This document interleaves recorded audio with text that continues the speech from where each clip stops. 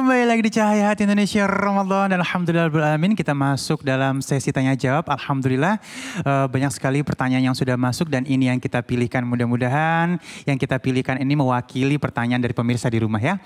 Baik, untuk al-awwal kita mohon kesediaannya guruku Al-Ustadz Syam. Insya Allah ya. Pertanyaannya dari Ed Mardiah Malik. Ustadz, apakah hal yang membuat zakat kita itu jadi sia-sia? Jadi apakah ada hal yang sia-sia dan tidak akan mendapatkan kebaikan dari zakat yang dilakukan? Oh, Masya Allah, izin guru-guruku. Ya ayyuhalladzina amanu la tubtilu sadaqatikum bil manni wal adha kalladzi yunfiqu malahu ria'an nas. Kalau ditanyakan adakah hal-hal yang membuat zakat kita ataupun sedekah kita ataupun infak kita, semua itu kan dikeluarkan karena Allah. Lalu ada sesuatu yang bisa membatalkannya. Apa itu? Al-manni wal adha. Menyebut-nyebutnya, kemudian menyakiti hati si penerima, menjatuhkan martabat si penerimanya, memamerkan si penerima di sosial media dengan niat memberikan, maksudnya dia pamer di sosial media bukan karena ria ya. Tapi ternyata di sisi lain yang dipamerin di sosial media ini adalah penerimanya sakit hati. Jadi al-manni wal adha, karena dia juga malu ketika dia dipamerkan di sosial media. Maka kalladzi yunfiqu malahu ria'an nas. Ada juga yang membatalkannya, yaitu ria'an nas. Pengen dilihat sama sesama manusia, maka tidak ada pahala baginya.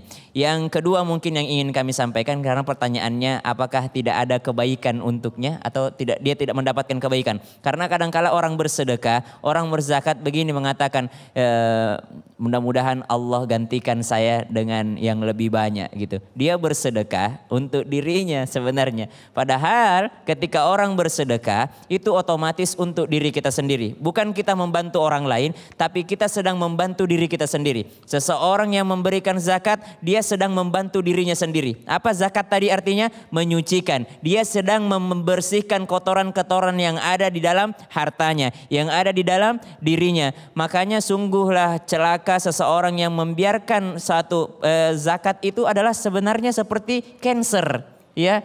Cancer yang ada di dalam diri manusia, kalau nggak dikeluarkan, kalau nggak dibuang akan menghancurkan semuanya. Zakat yang ada di dalam harta seseorang, kalau dia tidak mengeluarkannya, maka akan merusak semua harta yang ada pada dirinya.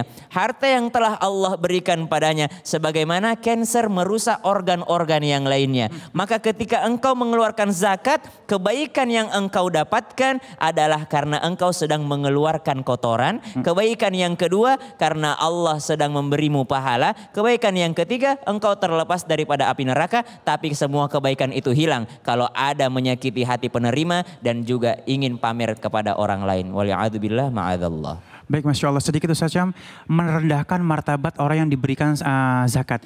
Bagaimana saat ini mungkin ada dilema ya, orang yang antri panjang pada saat orang ingin mendapatkan zakat. Sementara kita tahu bahwa mereka antri untuk zakat gitu. Itu ada nggak sih masuk ke sana konteksnya? Kalau dalam Al-Quran disebutkan lisa'ili wal mahrum.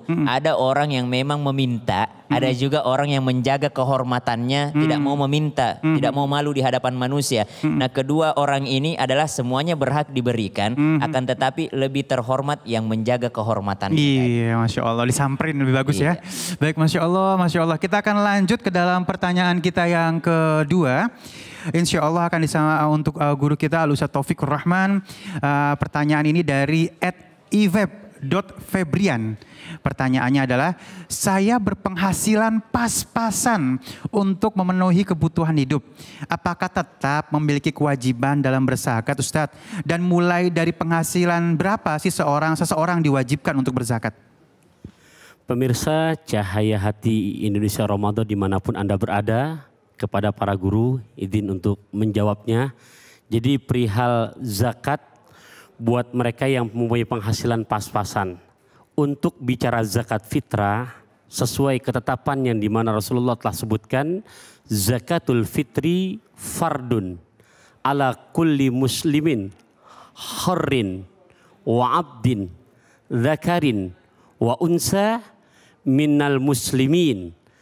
Zakat fitrah wajib atap setiap orang Islam, hurrin baik dia yang merdeka, abdin hamba sahaya, zakarin baik dia laki-laki, unsa perempuan, selama dia orang Islam termasuk yang baru lahir pun, maka bicara zakat fitrah ketika menyempurnakan ibadah puasa di bulan suci Ramadan untuk membayarnya.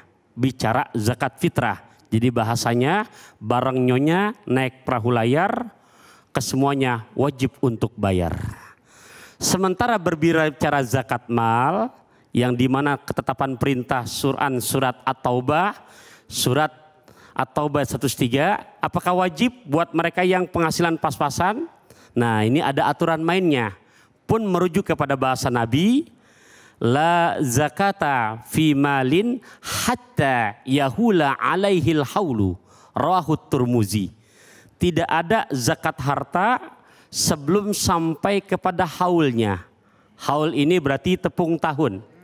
Berarti kalau misalkan di Ramadan tahun lalu kita mempunyai harta dan sudah keluar zakatnya. Nah sekarang ketemu dengan Ramadan 1441 Hijriah, berarti sudah ketemu tepung tahun setahunnya. Apakah wajib zakat? Itu baru syarat pertama. Haulnya, oke, sudah jatuh tempo. Nah kita lihat ukurannya. Nabi menyebutkan lewat sebuah hadis yang diriwayatkan oleh Ali bin Abi Thalib, apabila perhiasan emas sudah sampai mempunyai 20 dinar, maka keluarkanlah setengah dinar. Jika itu yang namanya hasil panen, jika airnya dari sungai atau air hujan, keluarkan rubul usyur, 1/40.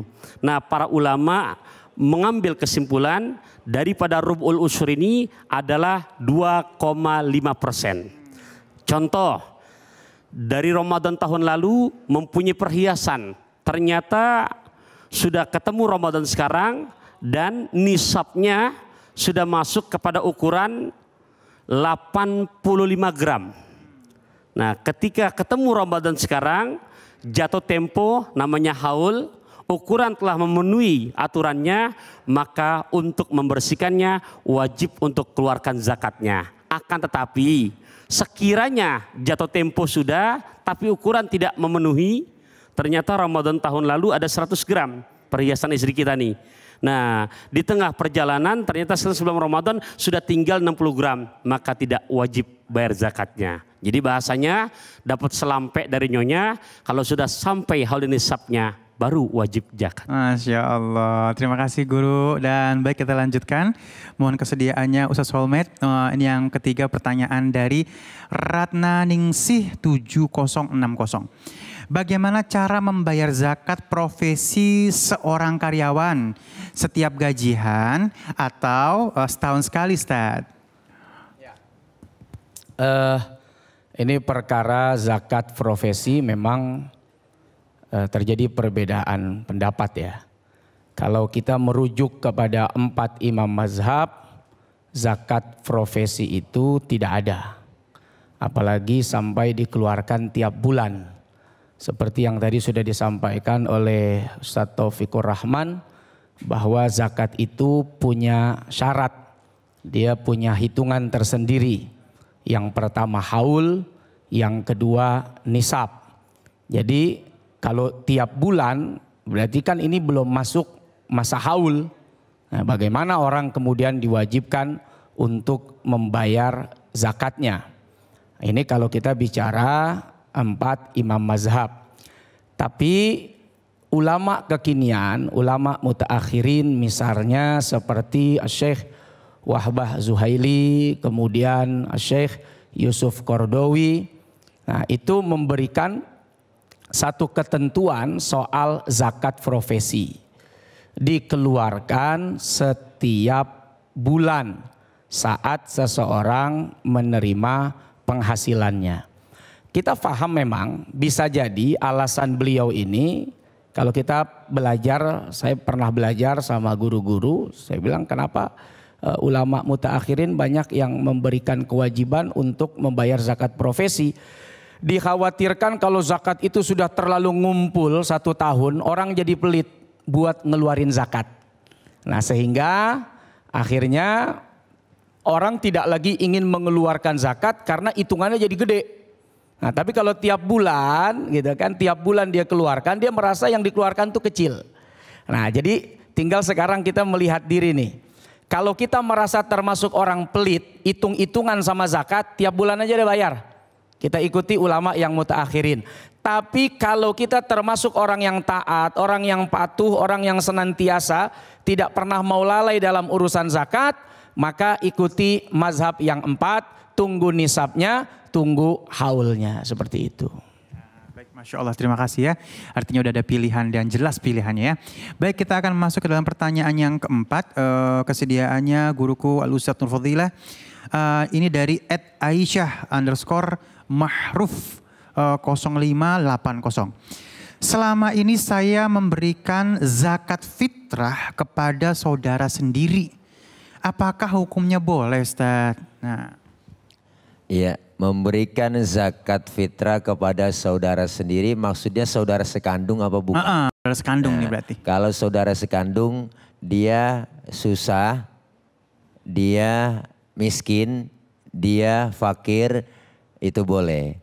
Kalau kita membayar zakat orang tua kepada anak, ini nggak boleh. Karena anak-anak kita masih tanggungan orang tuanya. Jadi kalau ada saudara sesama kita mamang, kalau bahasa Betawinya mamang, encing, wak ya pada miskin itu menggolongan dapat 8 asnaf tuh yang gorimin ya termasuk, untung gorimin bukan? Iya gorimin itu dikasih lebih utama karena masih saudara. Jadi boleh-boleh aja kalau mau ngasih zakat sama saudara yang miskin tentunya masuk kategori ya, apalagi yang fakir. Oh, kalau miskin masih mendingan. Miskin ada dapat raskin. Kalau miskin ada gakin, keluarga miskin. Enak dapat dari pemerintah. Fakir dah yang parah. Belangsak pisan. Ya, mudah-mudahan kita bisa memberikan sesuai sasarannya tepat. Pemberian zakat kepada orang yang memang sangat-sangat dan membutuhkan. Dan sekarang zamannya lagi susah. Banyak orang yang butuh. Bukan banyak yang kau ngaku susah. Padahal dia seneng. Iya, padahal dia seneng. Dia ngaku-ngaku susah. Banyak ada yang ngaku-ngaku susah. Dengan ngaku-ngaku seneng daripada ngaku-ngaku susah. Ya, mudah-mudahan ya kita semua kaum muslimin dan muslimat untuk sama-sama Ramadan tahun ini jangan sampai lupa. Yuk kita keluarkan zakat. Baik zakat fitrah maupun zakat mal, zakat penghasilan dan zakat-zakat yang lainnya. Yakin apa yang kita keluarkan dibalas oleh Allah lebih dari apa yang kita keluarkan. Amin ya Allah. Amin ya Rabbal Alamin. Masya Allah, terima kasih guru-guru yang dimuliakan Allah Subhanahu Wa Taala ya. Ada beberapa poin yang kita dapatkan, muliakan orang-orang yang akan menerima zakat ya. Jangan sampai lagi kita merendahkan martabat mereka. Sehingga zakat yang kita keluarkan menjadi barokah buat kita semuanya. Baik, jamaahku yang dimuliakan Allah Subhanahu Wa Taala, jangan kemana-mana. Sesaat lagi kita akan bertemu kembali dengan guru-guru kita. Tetap bersama kami di Cahaya Hati Indonesia Ramadan.